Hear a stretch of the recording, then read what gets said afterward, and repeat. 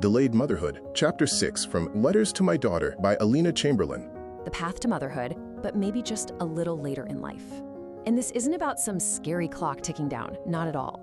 It's about empowerment, it's about making choices that feel right for you, and really honoring your own unique story.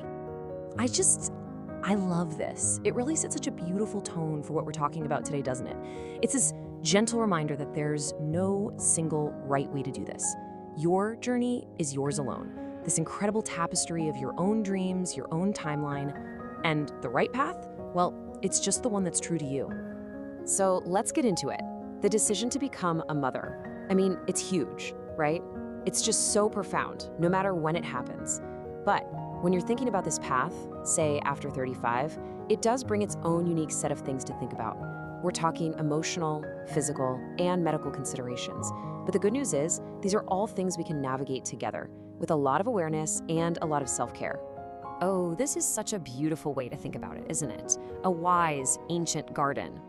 It's just a much gentler way to understand that as we get older, our bodies and our reproductive systems naturally shift. And it's not just about the eggs, their quality or quantity. It's about the whole garden, the entire nurturing environment, and how it evolves with us over time. But of course, this journey, it is so much more than just biology. We also have to talk about the heart. It's about navigating that really tender emotional landscape and making sure we create a safe space for all the feelings that can come up. Anxiety, frustration, grief. Yeah, these are really powerful words, aren't they? And they're here because they name a very real part of this experience for a lot of women. When that path to becoming a mom feels longer or just harder than you thought it would be, these feelings can absolutely come up. And I really want you to hear this. Those feelings are completely 100% valid. And sometimes it just helps to understand why we're feeling this way, Where does it all come from? Well, it can be the subtle or not so subtle pressure from society. It can be the financial stress of treatments, or honestly, just the emotional roller coaster of it all. These are real world things. This isn't just in your head, and you deserve so much compassion for navigating it. Okay, let's gently shift back to the body's natural rhythms, because again, it really is about more than our eggs.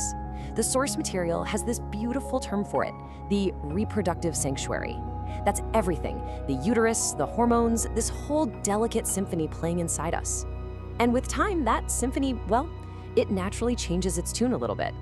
And that just means there are a few health considerations to be mindful of during pregnancy. So let's talk about preeclampsia. And right away, I want to say the point of this is not to cause any fear. It's simply about being informed.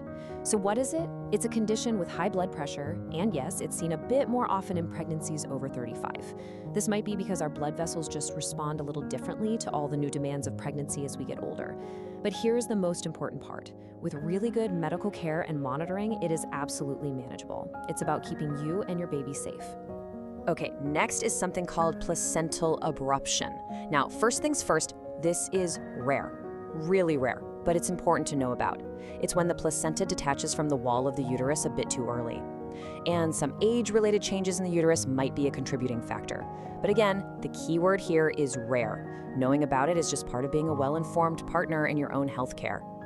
And then there's gestational diabetes and hypertension. You've probably heard of these. They're conditions that can pop up just during pregnancy. The chance of developing them is a little higher for women over 35, basically because our bodies might respond differently to all those pregnancy hormones that affect blood sugar and blood pressure. But, and this is a big but, they are completely manageable with good medical support and some lifestyle tweaks.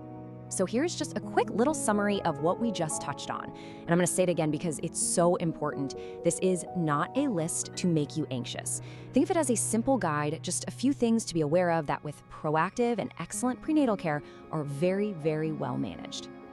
And this is such a gentle and really important thing to remember.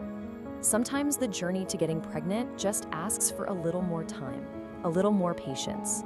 And while things like assisted reproductive technologies can be an incredible, loving support system, they're a helping hand, not necessarily a magic wand.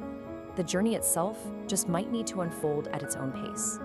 Okay, so we've talked about a few things, right? The emotional side, the physical side, and it all leads to this, which is maybe the most important takeaway of all. This journey isn't about limitations. It is all about the incredible power of awareness. This knowledge, it's your superpower. It's the tool that lets you make mindful, proactive, and really thoughtful decisions for yourself. And let's just talk about the reality here. Let's really hold on to this fact. Thousands and thousands of healthy, happy, joyous babies are born to women over 35 every single year.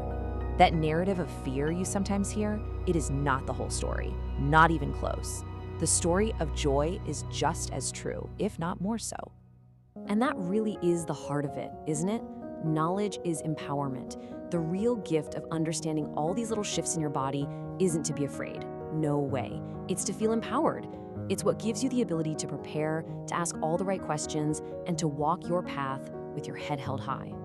So what does being proactive actually look like? What can you do? Well, it's a beautiful path with some really clear steps. You can start with loving preconception health checks, really taking care of yourself before you even start trying. Then there's fertility testing, not as a scary test, but just for insight. And committing to early and really attentive prenatal care is huge. And of course, just nurturing your body, finding foods that make you feel good, movement that you actually enjoy, and getting that deep, restorative sleep. Every single one of these steps helps you create the best possible chance for a vibrant, healthy pregnancy. Let's just pause on this for a second because it's so important. The goal of knowing all this stuff is never, ever to put a deadline on your heart's desires. That's not what this is about. It's simply to give you the gift of knowledge so that you can answer your heart's calling in the most informed, prepared, and powerful way you can. And that's the beautiful balance, isn't it? It's about making your choice, your deeply personal choice, with your eyes wide open to the beautiful dance of biology, while at the same time wrapping yourself up in the incredible gift of self-care. You really do hold all the power to nurture yourself on this journey. So I want to leave you with this question, just a gentle invitation for you to reflect on. What dreams does your heart hold for motherhood? And how can you honor them with choices that feel truly empowered? Whatever your dreams are and whenever you choose to follow them, I hope you do it with so much confidence, with clarity, and with the best, most loving support system all around you.